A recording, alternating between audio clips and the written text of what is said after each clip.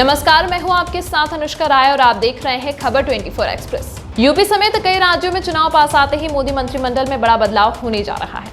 इस बदलाव की मार पड़ेगी बीजेपी के मंत्रियों पर।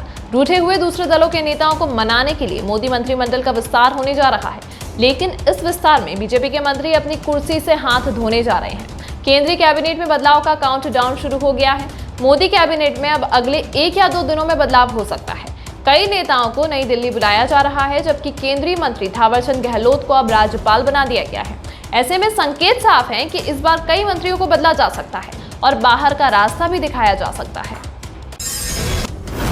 जानकारी के मुताबिक कैबिनेट का विस्तार 8 जुलाई यानी गुरुवार को सुबह 10:30 बजे हो सकता है।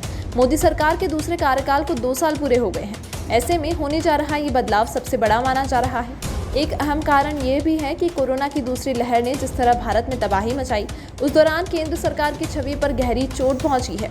सिर्फ इतना ही नहीं, कैबिनेट विस्तार के जरिए जातीय, क्षेत्रीय और दलीय समीकरण को भी देखा जाएगा। वहीं बिहार को भी तवज्जो मिल सकती है, क्योंकि यहाँ पर बीजेपी जेडीयू के साथ सत्ता में है। ऐसे में बिहार से सहयोगी दल को मौका मिल सकता है। कैबिनेट विस्तार का एक बड़ा कारण ये भी है कि मोदी सरकार में इस वक्त कई मंत्री ऐसे हैं जिनके पास 1 से अधिक मंत्रालय हैं। पीयूष गोयल, हरदीप पुरी समेत कई मंत्रियों का नाम इसमें शामिल है। ऐसे में अगर 20 से अधिक मंत्रियों को कैबिनेट विस्तार के जरिए मंत्रिमंडल में शामिल किया जाता है, तो अतिरिक्त प्रभार वाले मंत्रियों पर से बोझ भी कम होगा। जिन सहयोगियों को तवज्जो मिलेगी उनके नाम हैं जनता दल यूनाइटेड बिहार, लोक जनशक्ति पार्टी बिहार, अपना दल उत्तर प्रदेश। अगर चिराग पीएम मोदी पर भरोसा न जताएंगे तो घर चलाना भी मुश्किल हो जाएगा। 5 राज्यों में चुनाव के मद्देनजर व बिहार में लालू की वापसी को देखते हुए उत्तर प्रदेश, महाराष्ट्र, बिहार, पश्चिम बंगाल अन्य चुनावी राज्य में मंत्रियों को बनाने पर फोकस रहेगा।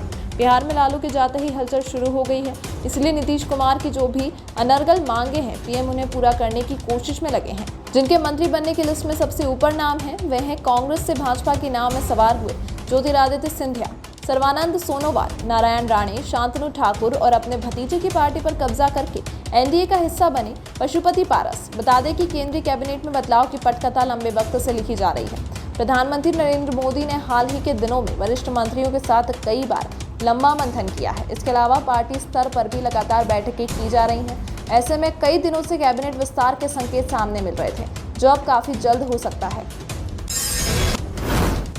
अगर इस खबर से संबंधित आपको कोई शिकायत है या आप कोई सुझाव देना चाहते हैं तो हमें ज़रूर बताएं। यह खबर आपको कैसी लगी, इस बारे में आप अपनी राय ज़रूर दें। अगर आप YouTube पर हमारी खबरें देख रहे हैं तो खबरों को लाइक करना, शेयर करना व हमारे चैनल को सब्सक्राइब करना ना भूलें। धन्यवाद।